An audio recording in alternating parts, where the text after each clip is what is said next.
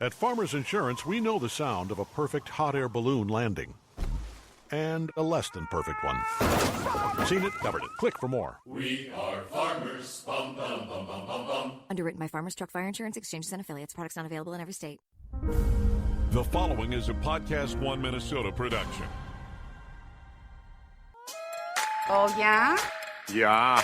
Oh, you betcha, yeah. If it's made in Minnesota, who's making it and how? Yeah, you got that right. It's the makers of Minnesota, focusing on the products and services uniquely made in Minnesota, and conversations with the makers, entrepreneurs, and innovators in Minnesota about how they conceived of their products and how they brought them to market.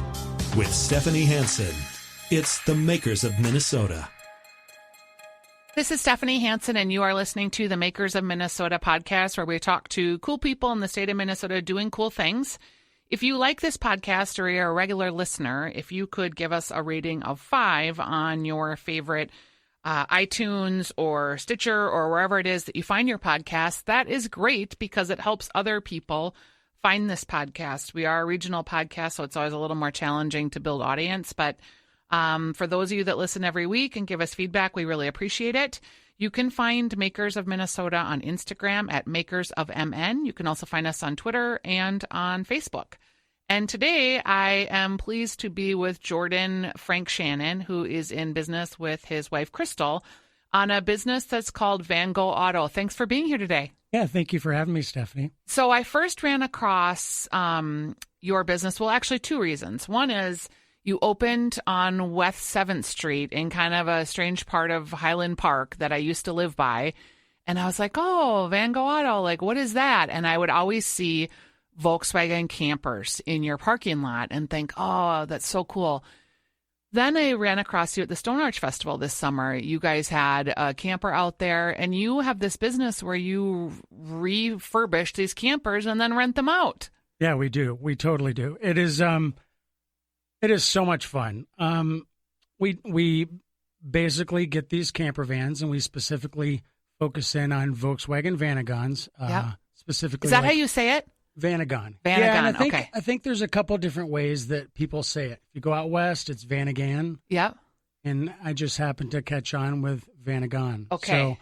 So, but yeah, we've gathered these Vanagons, and we have 5 of them, and we've gone through them front to back and outfitted them with all the sorts of gear. So you get your cook, your camp, and your sleep gear. And it's just a really great way to allow people to get out of town and disconnect and have some fun. And I love cars. I love taking care of people. I love giving people this opportunity to do this, and we're in it. And did you go in these campers as a kid, or how did you get introduced to this brand? So I got out of tech school in the early 2000s, okay, and started working in a shop in St. Louis Park, and our focus was German cars. Okay. And we worked on a few there. Yeah. And then I also have a good friend that lived directly behind there, and he has his own 85 camper van. And he gave, I had the opportunity to go and do a few trips with him. Yeah. And fell in love with it. And then other jobs presented kind of the same sort of thing, lots of work around these vans. And, we just had this opportunity to do it as well. And we're just introducing it in a little bit of a different way in the Midwest. So the history of these vans is pretty storied. I mean, all over Europe, they have different types of these vans, and they sell, and Europeans are known for camping all over. And then in the 70s, of course, there were a lot of these vans, and people were living in them, and the summer of free love and whatever. But then, like, lately, there isn't a lot of these, and I just don't get it. Who doesn't want to get a camper van and go away for a weekend or a week with their family? Why do you think in the United States aren't as popular as in Europe? Well, I think part of it is it's the culture. So there's just much more of an embedded culture in that part of the world where this idea of being in a small space, it's a little bit more confined, and you have to be a little bit more organized and tidy. And Maybe we're not like that very well. Yeah, very and the much in America. adventureness, and maybe it's because America's so vast, right? Yeah. So in Europe, you can get to another country in a day of driving, and maybe it's that. But my husband has had vans and really fell in love with them, and we always talk about getting one, and we don't because we have cabin. Mm-hmm. And if you have a cabin, you're pretty 16 weeks out of the year doing that. And then it's like, when would we have time for this other stuff? But it's a really awesome little lifestyle. It is. It's really cool. And I think it's catching on more here in the States. I mean, there's a huge culture in the West Coast of this van life. Oh, yeah. Hashtag van life. Oh, yeah. I follow it on Instagram. Totally. And so you've got lots of companies that are coming on board and doing all sorts of different van conversions. And certainly there's many companies that do the Volkswagen Vanagon rental as well. And that's kind of where we started too, is connecting with all these different rental companies to see what's the best option out there and how to do this. And what's Is it good and hard bad. for you to find vans to refurbish? It is. Yeah. It's really Is that difficult. like the biggest challenge? I think I think that's one of certainly the biggest challenges. I mean, part of it is what condition are they in? Right. We want a good body on the vehicle, or else we're going to just chase the car its whole life that we have it with trying to make it look nice. Yep. And they're hard to find in the Midwest, so we've actually have purchased all of our vans out on the West Coast, and been pretty detailed on what our needs are. Yep. Because I think in the big picture it saves you if you get a good solid van. But yeah, they're hard to find, and they're harder to find around here. So we've we've been looking elsewhere. And do you strip them all down then and refurbish them based on your specifications, or what do you do with them once you get them? I think we're going through them mechanically.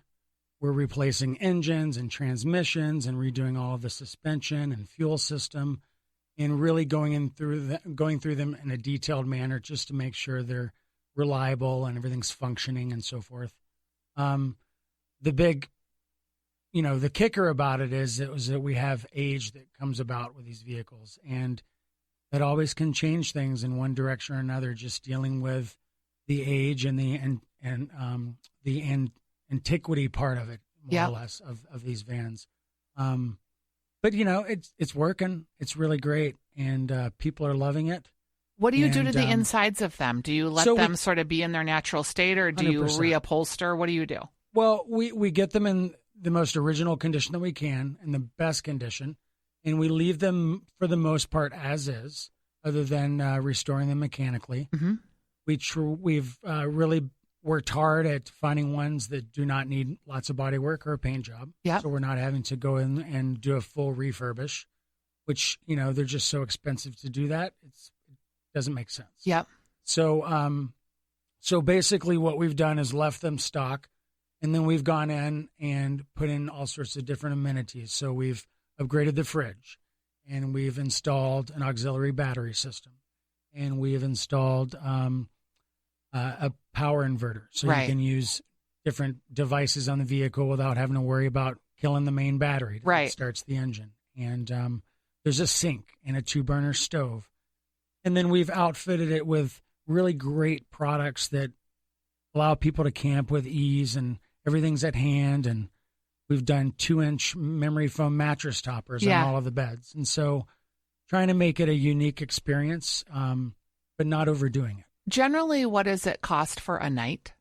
So it depends on the season. We have a high and a low season, $175 to $185 a day, and it is a 3-day minimum. Yep. So you're about $550 for 3 days. Okay. And and like I said, it comes with all your cook, camp, and sleep gear. And let's talk about, is it seasonal? I mean, because you can't really rent them out in the winter here, can you? We are seasonal, May through October, through the end of October. We choose that just due to the fact of the nature of the vans.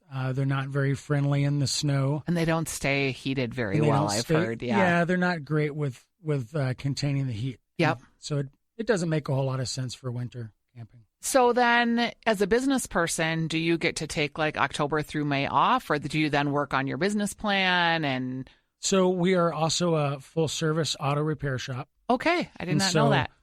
not only were we doing VanGo rental, we're also specializing in VanGo repair and service and really trying to meet anybody's needs as far as what they want in their van, trying to figure out what are people's goals, what do they want to travel around the country and that sort of stuff. And then you retrofit it a little different way. We just set it up however a customer wants. At Farmers Insurance, we know the sound of a perfect hot air balloon landing. And a less than perfect one. Seen it, covered it. Click for more. We are farmers. Bum, bum, bum, bum, bum, bum. Underwritten by Farmers Truck Fire Insurance Exchanges and Affiliates. Products not available in every state. Are there a lot of these in the state of Minnesota to work on? I see them in your parking lot all the time. It's crazy. They literally come out of the woodwork. And so I see a ton of them. And I'm seeing more and more.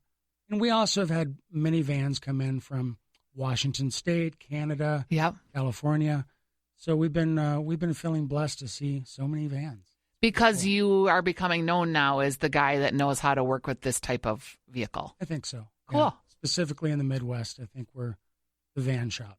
Where do you, when you first bought your first van, like, did you save up money or how did you fund your business? Was it on credit cards? It was family. We definitely had lots of support from family. Yeah. It was our life savings. Okay. It was credit cards. Yep.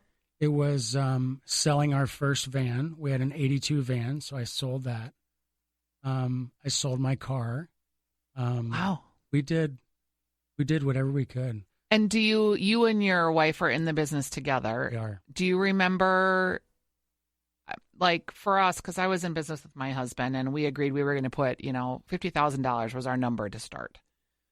And then it wasn't going at 50,000 and we needed really probably 100 more. And he was not comfortable, risking the nest egg, and I was really uncomfortable. So then we got into this weird space where he was spending money that I didn't necessarily know about. Mm-hmm. And he, was so sure that he could make this thing go, but he was so close all the time. And it kind of blew up actually right before Christmas one year when I realized we didn't have any money. And we, were able to reframe and refinance and do some stuff. But, at that point, your family's invested in it, your spouse. Like, did you ever have kind of anxiety about the investment? And tell me about that. Oh, certainly. I think I've always wanted to be an entrepreneur, so there's always been the drive to just go and persevere and push forward. And I think it's important to follow your dreams. Yep. So that was always kind of the point that's what allowed me to move forward. Did I have anxiety about it? Oh, yeah, for sure. Yeah. Through this whole process. I think, especially when you're doing this for the first time and you're really putting everything on the line. Mm-hmm. We have a 2-year-old daughter. Yep. My wife quit her job. I quit my job. We basically put it all on the line. Yep. So there's anxiety that comes with that. But I have found that through persistence and perseverance and just working hard, that if a door closes, another door typically will open. And I think that's really how we rode the wave. Yeah, and having some faith that other door is going to open. Totally. And because to be honest with you, when we first set out on this adventure, we really had no idea what we were getting into. Yeah, you never do. You don't. You try to plan for it. You try to budget. You think but it just, you never know. And so budgeting and, we came into this so we had our daughter in July. We quit our jobs in August. Oh. We said we're going to do a business in September. Yep. We did a trip around the U.S. on the West Coast, visiting rental companies for a month. Yep. We came back and we said, we're going to do this, but how? And so we had 3 brokers, 0 showings in a year. And then finally, my wife gave me a piece of paper with these shops listed out on the paper of just go and check them out. And so that morning I went out, knocked on this guy's door and said, are you interested in selling? And he was ecstatic and said yes. And the rest is history.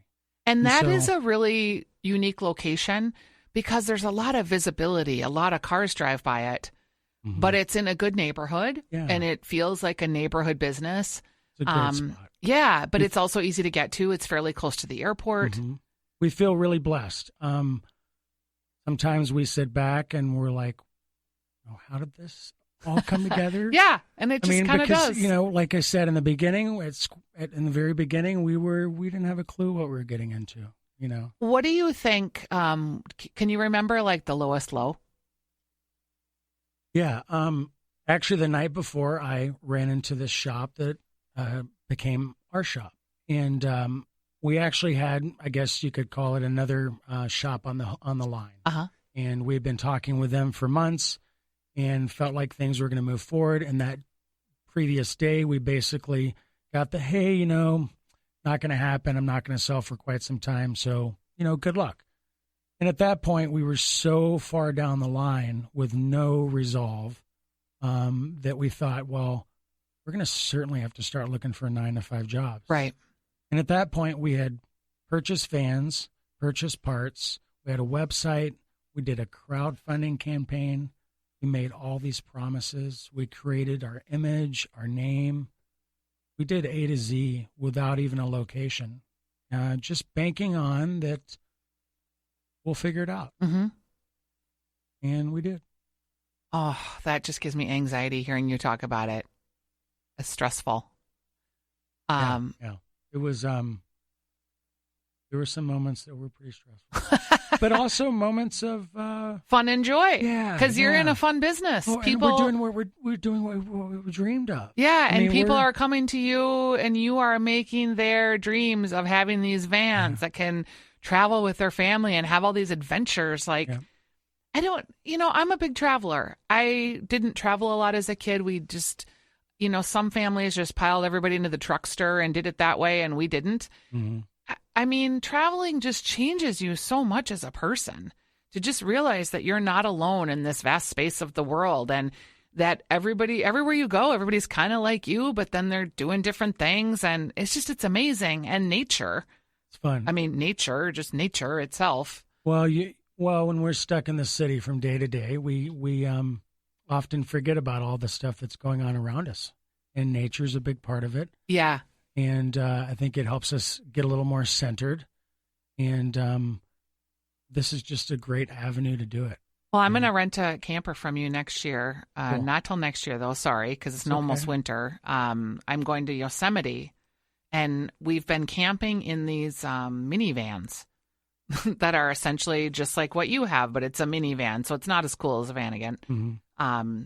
But it's been kind of fun. This is our second trip we're taking where we just rent a minivan in Las Vegas that's tricked out with camping equipment, and super cool. Sometimes we camp, sometimes we stay at a hotel, and they're inexpensive enough that we can kind of just make the plan as we go. But I know someone that rented one of your vans and went up to Bayfield, and they just had a blast.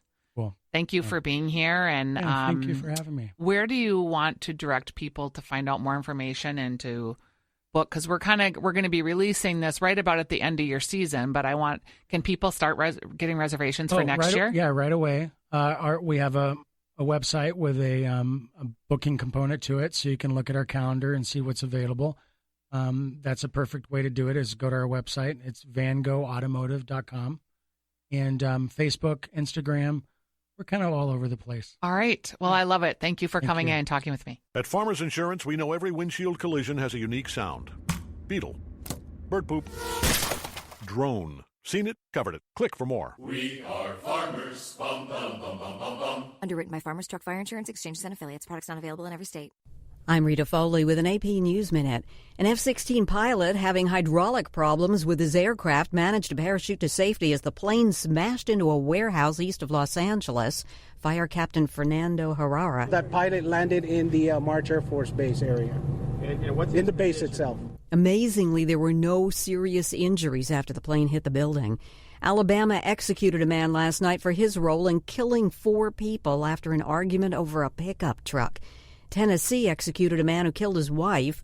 Reporters couldn't see the execution, but AP correspondent Travis Lawler says, we could hear sounds, including a singing, that Mr. Johnson's attorney says was him singing a hymn. Answering a reporter's question, President Trump said he hopes the U.S. is not on a path to war with Iran. Mr. Trump has dismissed suggestions that any of his advisors are trying to push him into a conflict. I'm Rita Foley.